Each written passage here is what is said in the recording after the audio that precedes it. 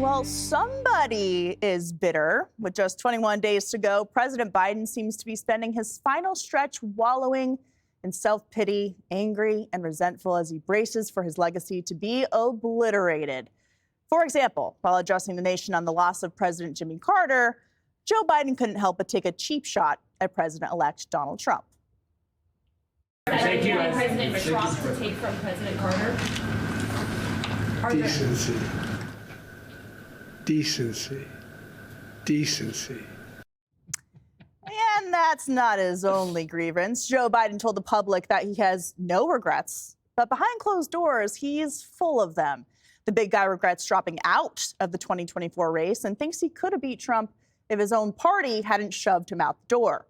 He's also furious that his lawfare was a dud. Quote, in private, Biden has also said he should have picked someone other than Merrick Garland as Attorney General, complaining about the Justice Department's slowness under Garland in prosecuting Trump and its aggressiveness in prosecuting Biden's son, Hunter. But Joe isn't the only one with regrets. His friends in the liberal media now feel bad, covering up his obvious cognitive decline. Watch.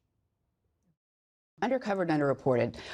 That would be, to me, Joe Biden's obvious cognitive decline that became undeniable in the televised debate. It's starting to emerge now that his advisors kind of managed his limitations. It's been reported in the Wall Street Journal for 4 years, and yet he insisted that he could still run for president. We should have much more forcefully questioned whether he was fit for office for another 4 years, which could have led to a primary for the Democrats. It could have changed the scope of the entire election.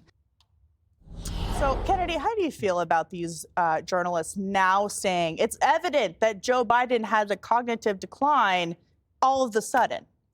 Jan Crawford is not going to be popular at the CBS New Year's Eve party. Let me tell you that right now. She has been red-pilled.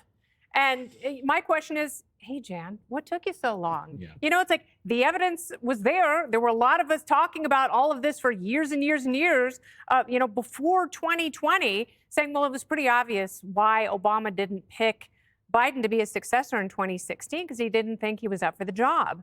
And, there was a lot of decline for him between 2016 and 2020. And even in 2020, he didn't believe in himself. And he said, I'm a transitional candidate. I'm only going to be president for 4 years, dead people.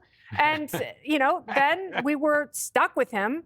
They bypassed the primary process, and that wasn't him alone. That was his handlers. That was the party. That was the Democrat establishment. There was Jeffrey Katzenberg. It was the donors. It was the fundraisers. Anyone who had access to him, anyone, not just the last person in the room, Kamala, but anyone knew that he was in cognitive decline.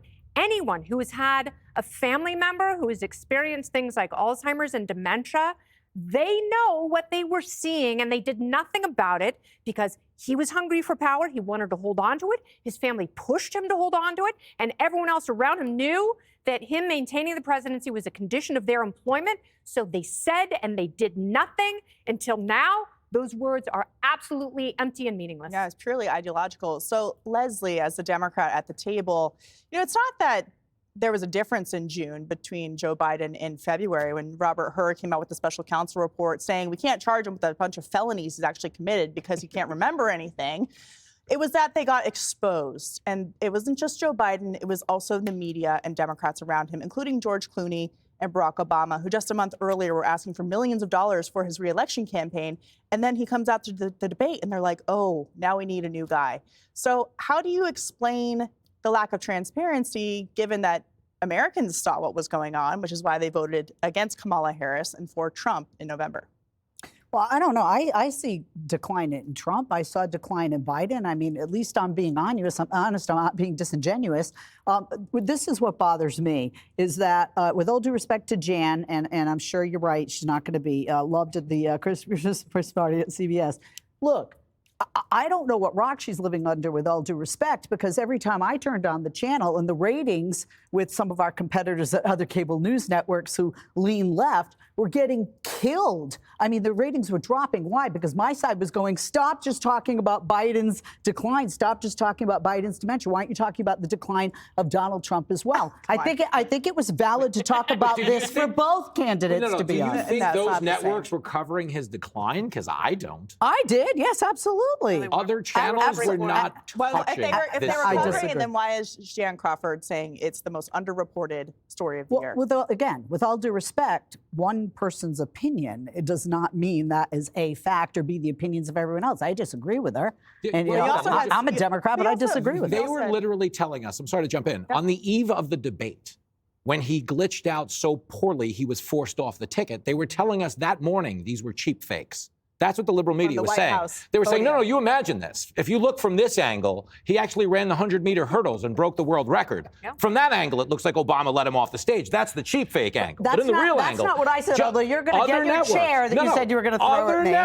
Other networks. Joe Scarborough was on TV and he said, F you if you can't handle the truth. Right. This is the sharpest Joe Biden has ever been. Right. He said that. This is not just one journalist. I didn't say that, and I don't agree with that either. But I also did not agree with the George Clooney's of the world. Like, we asked him, no offense, George, what his opinion was, who our candidate was going to be, because I really felt it was a horrific debate, but I felt you just don't walk away after one. I'm sorry. I really felt he would have had a stronger showing, even if he didn't beat Trump, than Kamala Harris. I really do. At the end, let's go back to Joe Biden's legacy and his record. Delusion is a hell of a drug. No, it is not. Indeed. But stop. One thing that Joe Biden is reportedly talking about behind closed doors, Charlie, and I think the most significant thing that he says to people who aren't out in the public is that he believes he should have picked a different attorney general because Merrick Garland did not engage soon enough in the lawfare to take him off of the campaign trail. I mean, that is a democracy-ending principle if you want to throw your opponents in jail because you can't run against them. I had to read that part of the story like 4 times because I was like, there's no way that he's blaming the picking of Merrick Garland because Merrick Garland wasn't politicized enough against Donald Trump. Yeah. It was, and the whole article was so delusional. And the idea that he, if he had stayed in the race, he was going to beat Donald Trump is laughable. I also think it's kind of interesting that if it was all these anonymous sources. You had the Harris camp and you had the Trump camp, and the Biden camp, and they're whispering behind the scenes, each of them pointing fingers at the other. Because the Harris campaign says, oh, if he had gotten out sooner, I would have been able to beat him. Stop. And it's like, no, you spent over $1 billion in 100 days and lost. If she had had 200 days, she would have lost worse, I think. And so the whole thing is complete. You're right.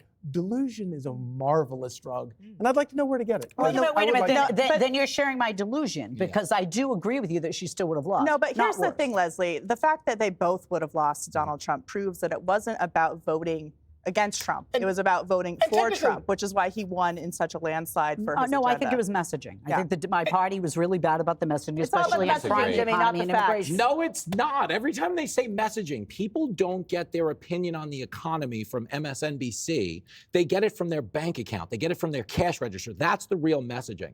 What the media is doing here is they're engaging in this exercise of retroactive ass covering. Okay, on the Biden dementia story, they're trying to make it look like they got it wrong, which implies that there was an effort to get it right, which we all know was not the truth. Like they didn't know. The idea that this was the most underreported story of 2024, it was the most underreported story of 23, 22, 21, and 2020. Joe Biden is the only president in history who makes the sign language interpreter shrug. Okay, that's not normal. Okay, he talked to dead people. Now we're going to sit here and go, gee, I wonder if only somebody would have checked on the guy talking to dead people, Yeah. Who knew? And all the explanations from the White House podium about him talking to dead people after wandering off stage, getting lost. It was always the American people who were not seeing it. And the president that was the real fine. messaging problem. Exactly. Litmus test, could Joe Biden, and ask yourself this honestly, could Joe Biden have sat with Joe Rogan for 3 hours? If that is the litmus test to be president, then I need to move. Okay, no, but the answer, I'm a talk show host. That should not be the litmus test. Answer is no. What?